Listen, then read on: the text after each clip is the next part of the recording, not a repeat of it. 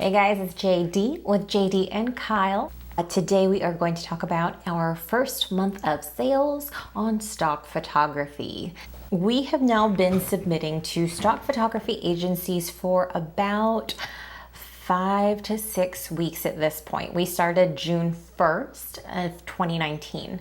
So as we are submitting to all these different agencies, I'm going to be recapping a basic earnings report, how much money we are generating on a monthly basis, and probably some more videos in between as well. We decided that we were not going to go the exclusive route when it came to stock. Based on a lot of the preliminary research that I did on YouTube and watching all of you YouTube creators talk about stock photography, it looked very clear that most of the sales tended to be on just a couple of platforms. For instance, Shutterstock, Adobe Stock. Are there other ones? Are there other ones that people are making money on? I don't know.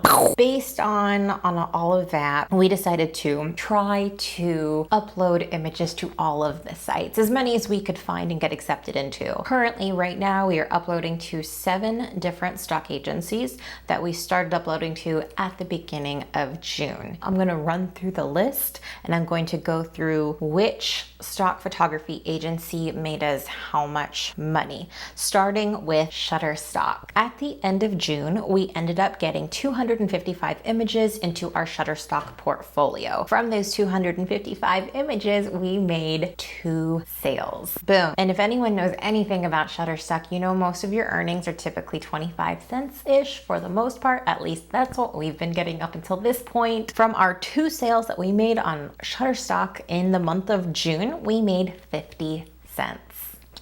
We started uploading all the images June 1st, and our first 25-cent sale was on June 11th, and our second sale was on June 28th. So we made a sale about halfway through the month and then towards the end of the month. Going over to Adobe Stock, we got 384 images into our Adobe Stock portfolio. We had also made a grand total of 2 sales on Adobe Stock, but we actually made a little bit more money from those sales than we made off of Shutterstock. So Adobe Stock, we made a grand total of $1.32 in earnings in our first month. The very first sale we made on Adobe Stock was June 17th, and our second was on June 24th. All of the other stock photography agencies, we have Dreamstime. We got 176 images in our Dreamstime portfolio and we made 0 sales in Dreamstime. 123RF for 123royaltyfree.com. We got 459 images into that portfolio. I don't think anybody over there is actually rejecting anything, but we also made 0 sales in that particular one. Big Stock. We got 327 images into our portfolio at Big Stock, and we also made 0 sales in Big Stock. In Alamy, we got 213 images into that portfolio and made also 0 sales. And then Pond 5. I think Pond 5 might be the easiest company to get all of your stuff accepted into. We actually got 470 images up in Pond 5. It did take me a while to realize that they are more of a video stock agency than photo. However, they accepted everything that we uploaded. I don't think they rejected anything. Pond 5, 470 images and also 0 sales.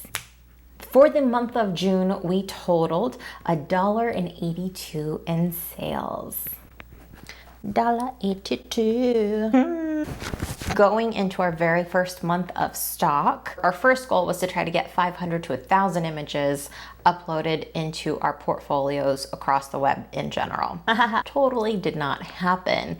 In general, we got anywhere from 176 images to 470 images in our online portfolios across the board. Going into this month, we did not have an earnings goal. I think we were just more curious than anything else to see where we would land. If we were creating content specifically for stock, what do those numbers look like? How much do we need to submit before we kind of see any kind of money trickling in? Is it gonna be worth our time long term?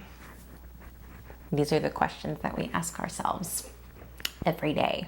When going into stock photography, we already have a background and history in regular normal photography. I mentioned this in another video briefly, but by day we are wedding photographers. One thing that we did pick up on this last month, in our first month of shooting specifically for stock, was being a little bit pickier with our editing. The one thing I realized very, very quickly is that they have very high technical standards. They want to make sure that your images are 100% sharp at 100% when your images are viewed with a magnifying glass, that everything has no noise and is completely tack sharp. Because of this, there are some minor things that we started changing when it came to our editing process. And we actually created presets specifically for stock and specifically to reduce noise and to use our sharpness filters. That was one thing that we learned from doing stock this month, was to really kind of focus and pay more attention to our technical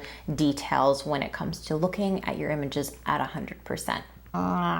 Another thing that piqued our interest in our first month of shooting stock was that we probably should be focusing more of our time on shooting stock video than stock photos, according to everyone on YouTube.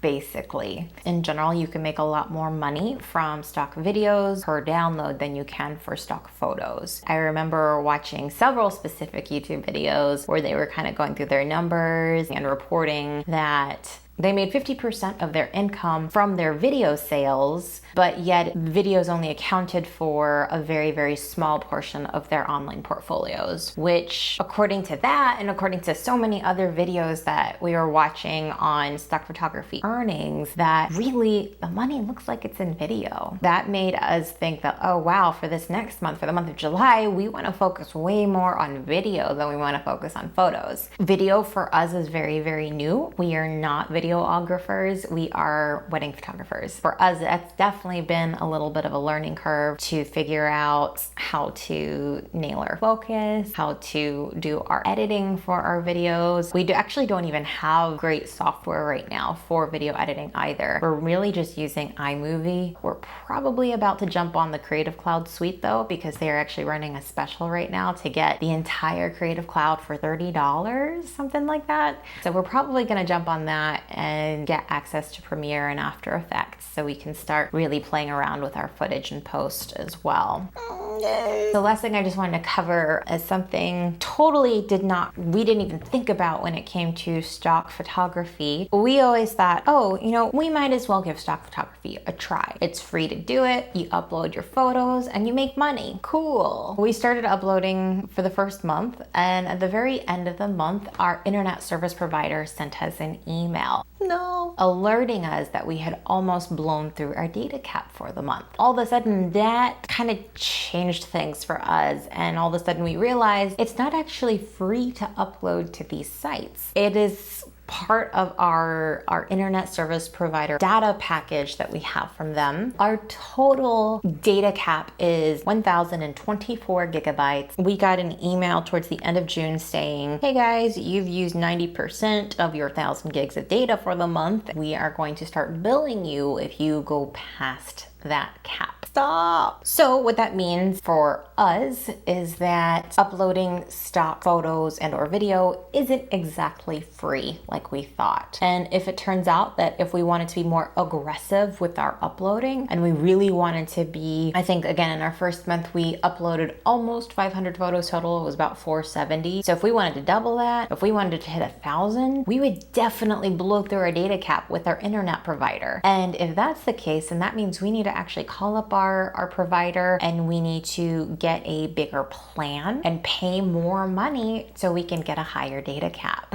We haven't actually done that yet, so we don't really know we don't know how much more money we would be paying, but these are additional expenses to think about that you might not initially occur when you first start doing stock photography and stock video. Just something to consider while you're uploading. That wraps up today's video. If you guys are interested in learning more about stock photography, or you are interested in learning about our monthly income reports, definitely hit that subscribe button. Leave a comment below if you had any questions that we didn't answer today. If you like this video, please give us a thumbs up. We are just getting started. We're a brand new channel, so all the support we'd be so grateful for. Have a great day, a good everything. Have a good life. Bye.